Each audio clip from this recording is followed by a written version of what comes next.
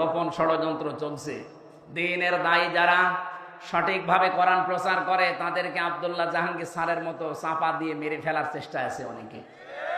ওনার অবস্থা ওই রকম, সামনে থেকে একটা, পেছন থেকে আর একটা, গাড়ি দুইটা দমড়িয়ে উনি যে বেশি আছে শুকরিয়া। আমরা চাই এরকম ষড়যন্ত্রের যেন তদন্ত হয়, নয়তো সামনে আমাদের জীবনও ঝুঁকির ভেতরে। কথা বলো না কেন? আপনারা জানেন কয়েকদিন আগে মাওলানা আব্দুল হাই সাইফুল্লাহ বড় ভাই আমার অ্যাক্সিডেন্ট করে ওনার এই চোখ প্রায় নষ্ট হয়ে গেছে। ডাক্তাররা এখন চিকিৎসা চালাচ্ছে, আশা করছি সুস্থতার দিকে যাবে। দিনের একজন মুখলেস দায়ী ছিলেন, এদেশে শিরিক আর বেদাতের বিরুদ্ধে বজ্রকণ্ঠ ছিল তার। নওগাঁর সন্তান, আমার বিশ্ববিদ্যালয়ের শ্রদ্ধাভাজন বড় ভাই, আমি আল কোরআনের ছাত্র, উনি আল হাদিসের। ডক্টর মরহুম আব্দুল্লাহ জাহাঙ্গীর রহমতুল্লাহ আলাইহির ছাত্র। বড় ভাই আব্দুল হাই মোহাম্মদ সাইফুল্লাহ, আল্লাহ যেন শেফায়ে কামেলা আজেলা দান করেন, খুব তাড়াতাড়ি সুস্থ করে আবার কোরআনে কারিমের এই ময়দানে আল্লাহ তাকে ফেরত দেন, বলেন আমিন। কিছু ষড়যন্ত্র আছে, গোপন ষড়যন্ত্র চলছে। দ্বীনের দায়ী যারা সঠিকভাবে কোরআন প্রচার করে তাদেরকে আব্দুল্লাহ জাহাঙ্গীর স্যারের মতো চাপা দিয়ে মেরে ফেলার চেষ্টা আছে অনেকে। ওনার অবস্থা ওই রকম, সামনে থেকে একটা, পেছন থেকে আর একটা, গাড়ি দুইটা দমড়িয়ে উনি যে বেশি আছে শুকরিয়া। আমরা চাই এরকম ষড়যন্ত্রের যেন তদন্ত হয়, নয়তো সামনে আমাদের জীবনও ঝুঁকির ভেতরে। কথা বলো না কেন? আমি আবার এই লক্ষাধিক মানুষ নিয়ে দোয়া করছি, আব্দুল হাই মোহাম্মদ সাইফুল্লাহ বড় ভাইকে আল্লাহ শেফায়ে কামেলা আজেলা দান করেন, বলেন আমিন। পরিবারস্থ লোক, তার স্ত্রী, মেয়েগুলো অসহায়, তারাও মাজলুম মানুষ। এই মানুষগুলো যেন ধৈর্য ধারণ করে, তার মা বাবার কাছে আল্লাহ সন্তানটাকে যেন আবার সুস্থ অবস্থায় ফিরিয়ে দেন। তাহলে মুসল্লিদের কথা বলছিলাম, নিয়মিত করবেন আপনি। 2 ওয়াক্ত পড়েন, 3 ওয়াক্ত পড়েন না, কোন কারণে বলেন তো? আপনার কি মনে হয় যে নামাজ এরকম ইয়ার কি মারা জিনিস? কোন মানুষ যদি নামাজ ছেড়ে দেয়, আল্লাহ বলেন আমি ওকে ছেড়ে দেই। টের পেয়েছেন কি বললাম? কোন মানুষ যদি ফরজ নামাজ বাদ দিয়ে দেয়, আল্লাহ বলেন আমি ওকে বাদ দিয়ে দেই। আপনি যে আল্লাহর বান্দা, এ কথা আল্লাহ স্বীকার করে না। কিয়ামতের ময়দানে আল্লাহ মানুষের ভেতরে যখন বিচার করবেন, হঠাৎ এই আলতাফুরকে সামনে নিয়ে হাত ধরে নবীজি বলবেন, এই যে আমার উম্মত, বিচার করেন। আল্লাহ বলবেন বিচার করা যাবে, কিন্তু এইভাবে না, ঘিরের কুদরতের চাদর দিয়ে চারিদিকে ঘিরে ফেলবে আলতাফকে। আল্লাহ ডাক দিয়ে বলবে, বান্দা এই এই কাজগুলো করেছিলি। আপনার 60 বছর 70 বছরের রেকর্ড আল্লাহ দেখাবে। প্রশ্ন আসতে পারে, এত বড় রেকর্ড কোথায় পাবে? আরে ভাই, একটা সিডি ক্যাসেটের ভেতরে 2.5-3 ঘন্টার ওয়াজ যদি আপনি এতটুকু জায়গায় সেভ করে রাখতে পারেন, 2 কাঁধে যে ফেরেশতা আছে, ওরা মেমোরি কার্ড নিয়ে বসে আছে, চোখের পলক পর্যন্ত তারা লিখতে আছে। কিয়ামতের ময়দানে আল্লাহ ওইটা সামনে দিয়ে বলবে, পড়, ইকরা কিতাবাকা কাফা বিনাফসিকাল ইয়াউমা আলাইকা হাসিবা। তুই জান্নাতে যাবি না জাহান্নামে যাবি, কাউকে জিজ্ঞাসা করার দরকার নেই, তুই নিজে আজ যথেষ্ট। দিনাজপুরবাসী খুব খেয়াল করে শোনেন, আমি তো আলতাফ ভাইকে বললাম, আমাদের প্রত্যেককে আল্লাহ নিজের সামনে নবীজি হাত ধরে বলবেন, আল্লাহ এই যে আমার উম্মত, বিচার করে। আপনি এবার নিজের সাথে বিচার ব্যবস্থাটা মিলান তো। আমাকে যদি আল্লাহ নিয়ে যেয়ে বলে, হামজা এই যে দিয়ে দিলাম আল্লাহর কাছে, নাও। আল্লাহ যদি বলে, হামজা ধরে আমি 33 বছর বয়স, 2024 সালের অক্টোবর মাসের 31 তারিখ পর্যন্ত তোর মাফ করে দিলাম, যা, তোর হিসাব দেওয়া লাগবে না। শুধু নভেম্বরের 1 থেকে 19, এই 19টা দিনের হিসাব দিয়ে তুই আমার জান্নাতে চলে যা। আমার যা কাজকর্ম, আমার যা আমল, আমার তো 19 দিনের হিসাব দেওয়া সম্ভব না। আপনারা পারবেন না? আপনারা পারবেন? কোরআনে কারিমের 2 আয়াত পরে আল্লাহ দিয়েছেন, আল্লাযীনা হুম মিন আযাবি রাব্বিহিম মুশফিকুন, ইন্না আযাবা রাব্বিহিম গায়রু মা'মুন। এই মানুষগুলো তাদের রবের যে সাজা শাস্তি এটা নিয়ে ভিতর সন্তুষ্ট থাকে, আর রবের শাস্তি থেকে নিঃশংস থাকা যায় না। কখন কাকে আল্লাহ ধরে কেউ বলতে পারে না। 24 ঘন্টা আমরা আতঙ্কের ভেতরে আছি।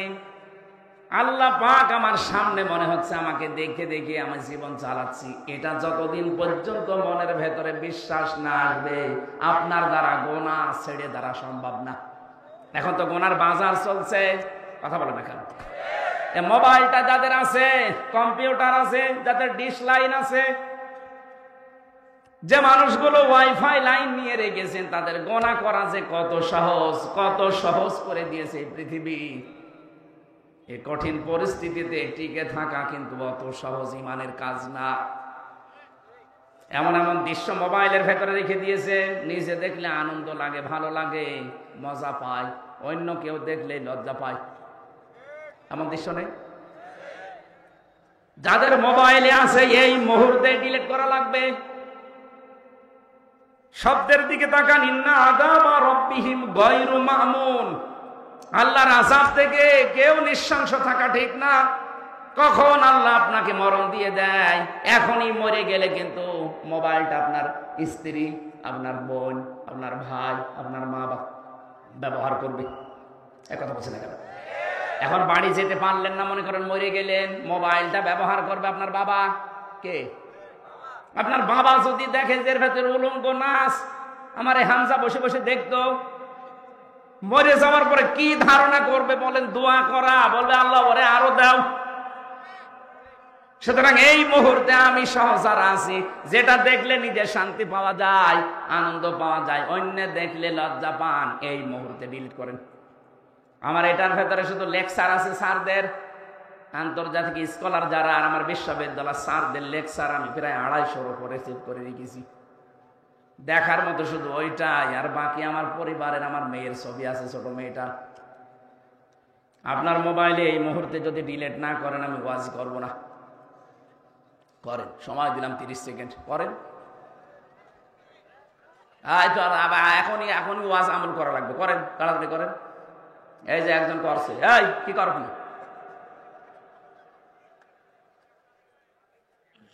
নেন, ভিডিও করছে, আপনি করছেন কিনা করেন, তাড়াতাড়ি করেন। যার মোবাইল আছে অ্যান্ড্রয়েড মোবাইল, এই মুহূর্তে মোবাইল থেকে ভিডিও অপশনে যান। কারা কারা যেটা নিচে দেখলে শান্তি পান, অন্য দেখলেই কষ্ট লাগে, আনন্দ লাগে না, কখন লজ্জা বোধ হয়, এরকম সিন আছে? কারা কারা ডিলিট করবেন হাত তোলেন তো। ওই একজন শুধু। কি আছে আপনার মোবাইলে? দাঁড়িয়েলা মানুষ আপনি দেখে? কে মুরব্বি কি আছে মোবাইলে দেখে? পরে মনে নাকি কি আছে দেখি।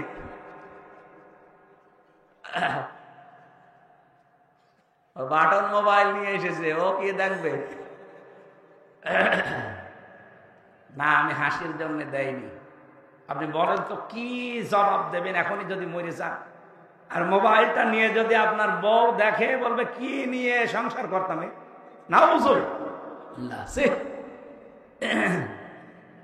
এর চরিত্র এত খারাপ, এটা বলবে না? বলবে না? বলেন, বলবে না?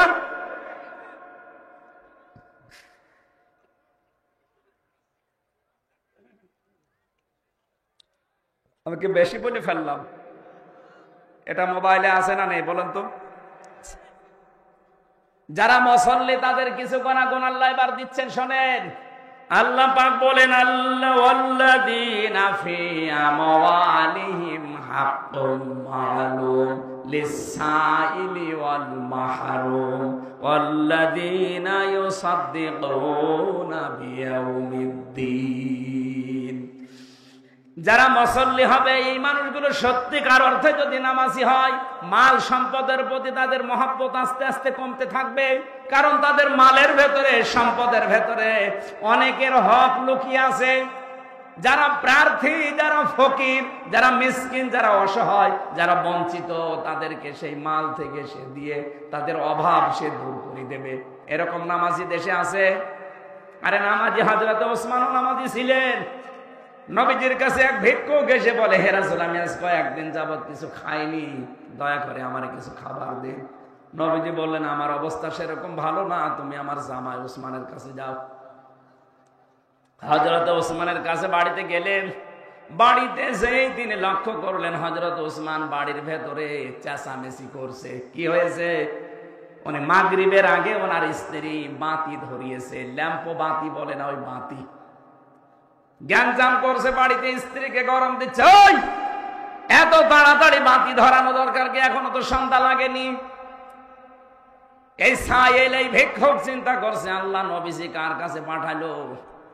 আমার চাইতে বড় কিপটা, মাগরিবের একটু আগে বাতি ধরিয়েছে, তাই যদি বউকে গরম দেয়, এ আমারে দান করবে। বিশ্বাস হয়নি, চলে গেছে। নবীজি বললেন, কিছু দিয়েছে? বলে, হুজুর কার কাছে পাঠাইলেন?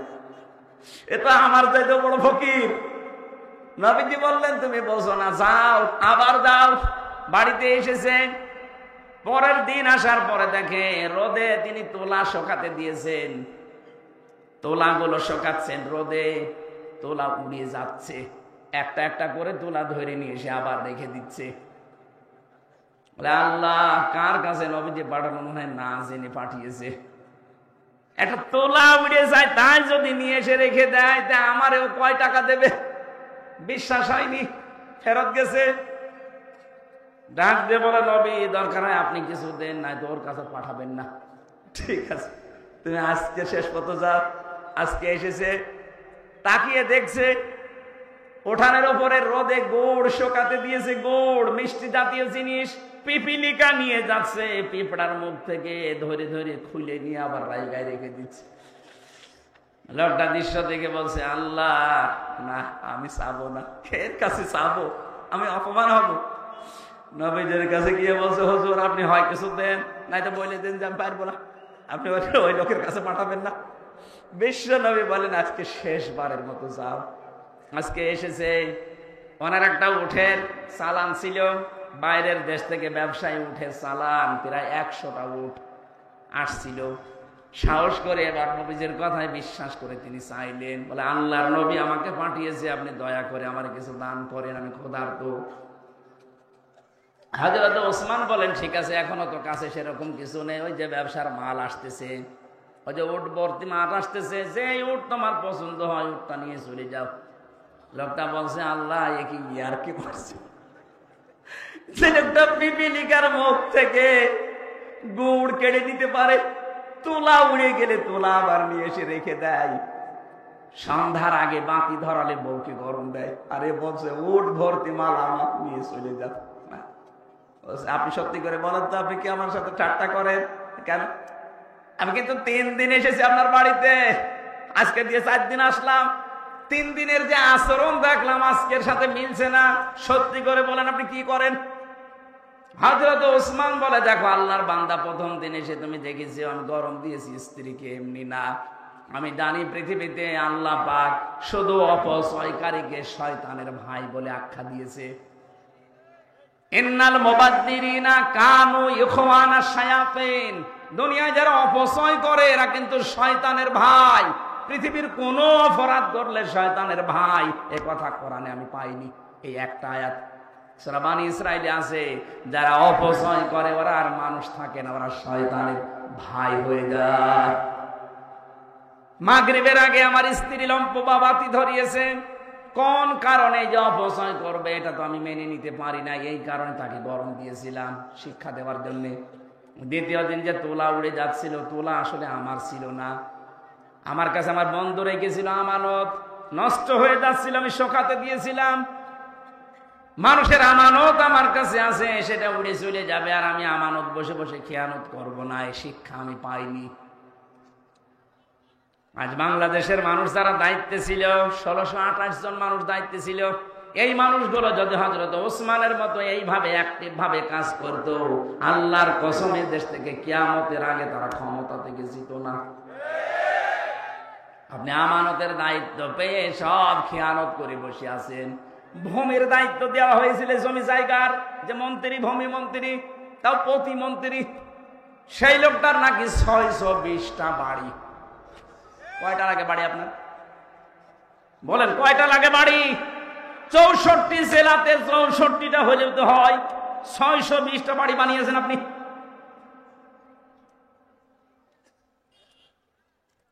আমানতের যারা খেয়ানত করে ওরা আর মানুষ থাকে না, ওরা মুনাফিক হয়ে যায়। আমি মুনাফিক হয়ে যাব আমি ওসমান কোন কারণে? এই কারণে আমি বন্ধুর ওই তোলা উড়ে যাচ্ছিল বাতাসে ধরে এনে রেখে দিয়েছি যেন খেয়াল না। তৃতীয় দিন তুমি দেখেছো আমাকে গোড় আমি পিপিলিকার মুখ থেকে কেড়ে নিয়েছি। এই গোড়টা আমার না, এটা আমানতের গোড় আমার কাছে রেখে গিয়েছিল। আমি ধনী মানুষ, আমার বাড়িতে জায়গা আছে কারণে, যেহেতু নষ্ট হয়ে যাচ্ছিল এই জন্য রোদে শুকাতে দিয়েছিলাম। পিপিলিকা নিয়ে যাবে আমানতের জিনিস, তার মানে বাংলাদেশের যত মানুষ দায়িত্বে ছিল দেশটা তাদের কাছে আমানত ছিল। কথা বলে না কেন? জনগণের এই সম্পদগুলো সব দ্বারা যদি এইভাবে পাহারা দিতে পারতো, আমরা ঋণের এই বোঝা নিয়ে এখন বেঁচে থাকতাম না। কোটি কোটি টাকা পাচার করে করে দেশটা ফোকলা বানিয়ে দিয়েছে। এখন এই দেশে কেউ জন্ম নিলে তার মাথার উপরে 1 লাখ টাকা ঋণ। টের পাচ্ছেন? তাহলে আপনি যে আমার ওট ভর্তি করায় জিনিস দিয়ে দিচ্ছেন না, এটা আমার আখেরাত তৈরি হচ্ছে। আলতাফ সাহেব যে মাদ্রাসা বানিয়ে দিয়েছে প্রায় 18 লক্ষের উপরে খরচ করে, জমি জায়গা দিয়ে বিল্ডিং বানিয়ে। আমার মহাতামিম না কে যেন বলছিল প্রায় 16 থেকে 18 লাখ টাকা খরচ। ওনার জীবনে আর যা করেছে সবগুলোর হিসাব দেওয়া লাগবে। কোরআনে কারিমের প্রচারের জন্য 18 লক্ষ টাকা কিয়ামতে আল্লাহ ওনার হিসাবের বাইরে রাখবে। তিরমিজি শরীফের হাদিস, নবীজি জানিয়েছেন 3টা জায়গায় পয়সা খরচ করলে আল্লাহ হিসাব নেয় না। 1 নম্বরে যারা পরিবারস্থ লোকদের জন্য খরচ করে, মা বাবা স্ত্রী সন্তানেদের। 2 নম্বরে যে মানুষগুলো দুনিয়াতে দিন কায়েমের জন্য চেষ্টা করছে তাদের পেছনে খরচ করে। 3 নম্বরে যারা এই পৃথিবীতে কোরআন প্রচারে প্রসারে কোরআন কায়েমে যারা আছে তাদের পেছনে খরচ করে। আপনি নিজে যদি সরাসরি যেতে না পারেন, যারা করে এইগুলো তাদেরকে দেবেন। এই টাকার হিসাব দেওয়া লাগবে না। কি করবেন আপনার টাকা দিয়ে যদি দিনের কাজই না হয়? তা আপনার টাকা আর আবু জেহেলের টাকা সমান।